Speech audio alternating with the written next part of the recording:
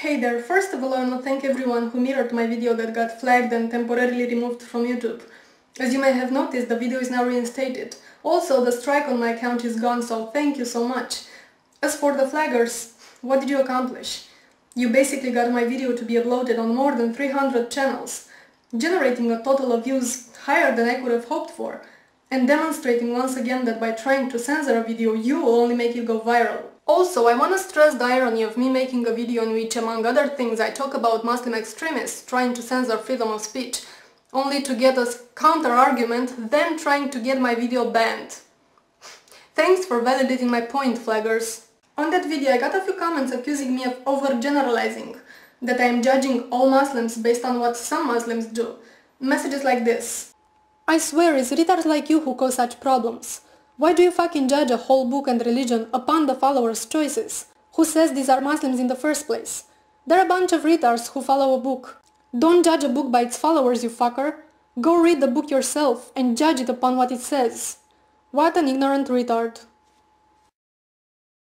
Hello again, ZOMGitscriss douchebag. If one policeman does something bad, are all policemen evil? If one teacher does something bad, are all teachers evil? If one nurse does something bad, are all nurses evil? If one Muslim does something bad, is Islam itself evil? Fuck you, fuck you, fuck you, fuck you, etc. Well, you see, I don't deny that there are many peaceful Muslims in the world. I personally know Muslims who are very good people and anything but violent. But just like you say in your messages, you cannot judge a religion or a book based on what some of its followers are doing. So let's take a look at what it is written in your holy book. Starting with your very own prophet of God, Muhammad, the merciful and compassionate. For instance, after Muhammad conquered the large Jewish settlement, he asked Kinana, one of the Jewish leaders, where the treasure of its tribe is. When Kinana refused to tell him, Muhammad gave orders for him to be tortured. And I quote, "Torture him until you extract what he has." So he kindled a fire with flint and steel on his chest until he was nearly dead. After that, Muhammad had him beheaded. If the Prophet of God gave orders for someone to be tortured in order to obtain information, can you deny that Muhammad's followers may justify using the same methods by saying they are only following the Prophet's example? By the way, after Muhammad had Kinana killed, he married his wife and consummated the marriage in that very same day in his tent. So he tortures and kills this woman's husband. He kills her father and the people from her tribe. Then later on the same day he takes her in his tent to marry her. Pardon me for saying so, but in English this very much spells rape. Let's look at another fragment about what Muhammad did to a tribe named Banu Qurayza that sided with the Meccans in a battle. And I quote, "Then Muhammad went out to the market of Medina and dug trenches in it. Then he sent for them and struck off their heads in those trenches as they were brought to him in batches. There were 600 or 700 in all, though some put the figure as high as 800 or 900. As they were being taken out in batches to Muhammad, they asked Ka'b what he thought would be done to them. He replied, 'Don't you see that the summoner never stops, and those who are taken away do not return? By Allah, it is death.' This went on until Muhammad made an end of them. Later on we learned from one of the captives, 'I was among the captives of Banu Qurayza. They, Muhammad followers, examined us, and those who had begun to grow pubic hair were killed, and those who had not were not killed. I was among those who had not grown hair.' All the men and the boys who reached puberty were killed. As you may know, boys start growing pubic hair at about 10 to 14 years old, so boys as young as that were beheaded on the orders of the merciful Prophet. The remaining children and women were taken as slaves by Muhammad's people.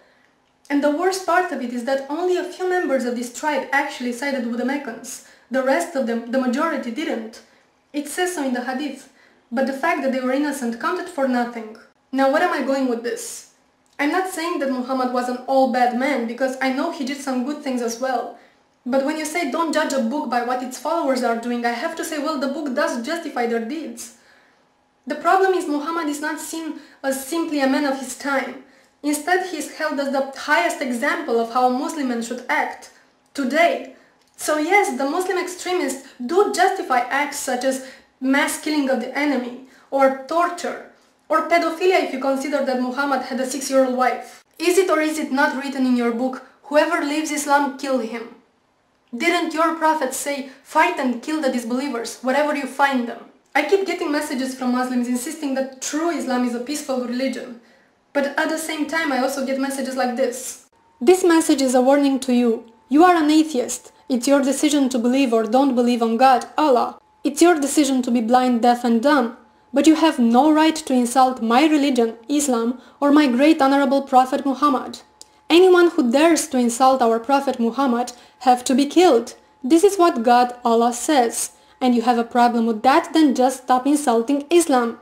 You have the first and final warning. If I have to travel to Romania from Pakistan to slit your throat and kill you, then I will, believe me, I will kill you. I'm not gonna read it all, but so it goes on and on and on. And they also think that this is the true Islam, and that they are the ones following what the Quran teaches. One final point I want to make. Some people were upset that in my video I implied that Islam doesn't deserve respect. I don't see why any religion would. And I don't understand why criticizing someone's religion is seen so offensive and held right up there with race or gender, sexual orientation or nationality, when none of those things are choices while religion is. I did not choose to be born in Romania, to be white, to be attracted to the opposite sex or to be a female. Those are not one's choices to make, but religion is very much a personal choice, at least in the Western culture. And as your personal choice, it should be open to criticism, just like your choice in music is. If you know one legitimate reason for why religion should be above criticism or should deserve more respect than any other choice you make, please let me know what that reason is, because I cannot find it anywhere. Peace. But not as defined by Islam.